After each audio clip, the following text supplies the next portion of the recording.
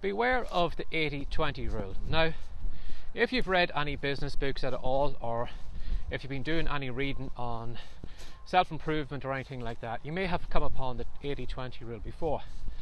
Now, if you have, I don't probably need to explain it to you, but if you haven't, I'll just give you a quick example of what it is.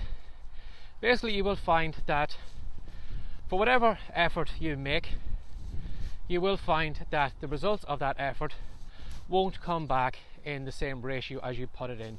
If you put 50% in, you won't get 50% out. You will find some activities or some things you do will actually get you a huge result with only a small bit of effort. Now, if we take, or try to explain the 80-20 rule a bit better, if you imagine you had a corner store and you had 100 items in it, you would find that at the end of the month, you would find that 20% or 20 of those items would be your best sellers, and they would outsell all the other items, the other 80%, far more. So if you imagine if you had a store, you would probably have people coming in regularly buying milk, maybe newspapers, maybe cigarettes, all those different things. But by the end of the month then, if you tallied up how much you made from those handful of products, those 20 products, you would find that you would make 80% of your income. Now, while that ratio isn't set in stone, in some cases you might get 70% results from maybe 30% effort, or 70% of your income might come from 30% of your products. But I'm sure if you look at, maybe if you have a blog, if you look at blog posts that are doing well, you're probably finding that it is a small portion of your overall blog posts that are getting the traffic. If you have maybe some YouTube videos, you'll probably find that the majority of viewers are going to maybe 20, 30, maybe 40% of your videos, and they are the ones that are racking up the views and the traffic, compared to maybe the larger portion that aren't getting noticed as much. Or if you are a writer, I'm sure if you go back to your back catalogue, you probably will find that there is a small portion of your books that are giving you the vast majority of your income. Now, while that is all good and well, concentrating on the small things because they are giving you the huge results, you need to be aware, what if something went wrong? What if that 20% was taken off you? Suddenly that would mean that you would lose out on 80% of your traffic, 80% of your income, or 80% of whatever you are relying on that action to do.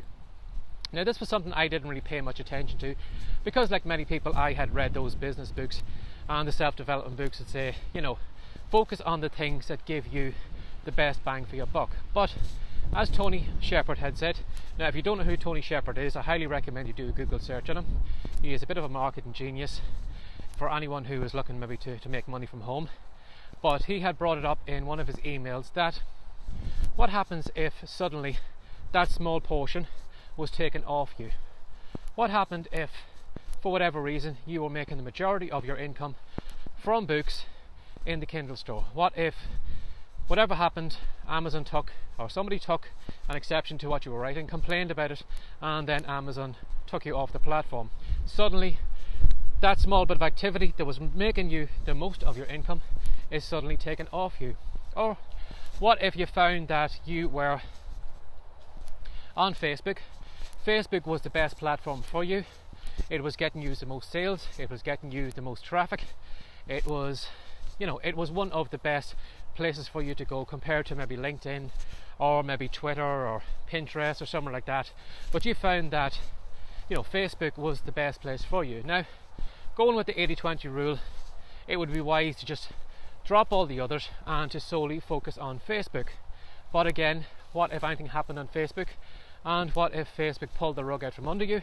Again, for whatever reason, they didn't like the content you were putting up, or just somebody accidentally just hit the delete button and suddenly your page was gone, and then suddenly you have lost out on 80% of your earnings, your activity or whatever, because that 20% is taken away from you. Now, Tony Shepard wisely said that if you are relying on 20% to give you 80% of your results or your income, rather than focusing only on that, he said you should look back at the other activities that probably aren't making as much income for you, and trying to make them a bit stronger.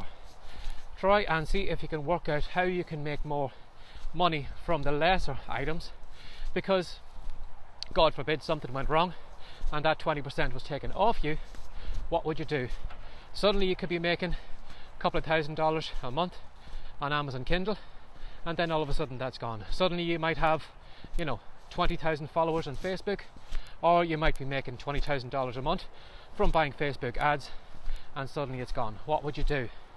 So it's better to plan now in case it ever does happen, because it might never happen. But if it did, what would you do if 80% of your income, 80% of your followers, or 80% of whatever it is that you are doing right now, traffic or whatever, what if that was taken off you because that 20% was taken out of your hands? If you found, like the blog, if you found that you were getting 80% of your traffic from those 20% of blog posts, what happened if Google maybe changed the algorithm and then all of a sudden those blog posts dropped down in the ranking and they weren't getting you as much traffic as they used to?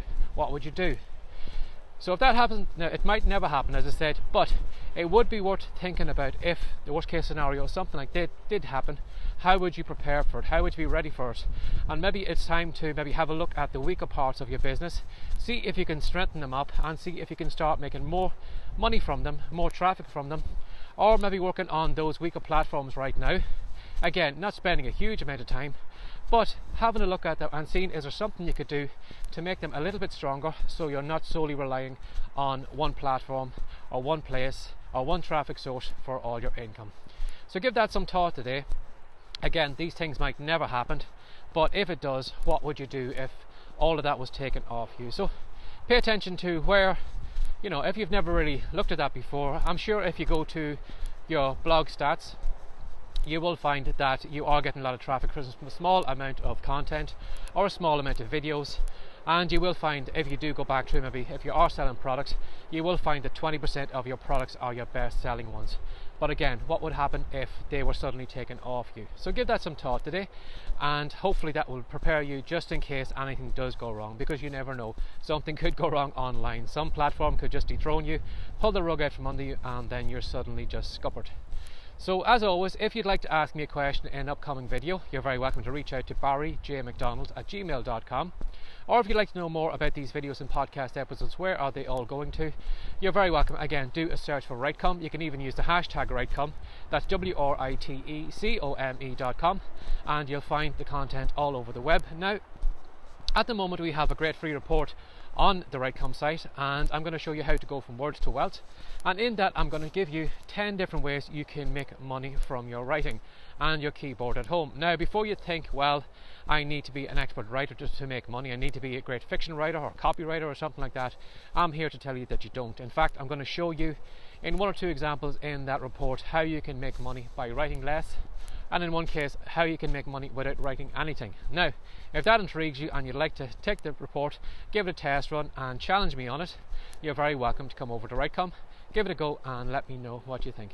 So as always, thanks for sharing your time again today. Take care and have a great day. Bye bye.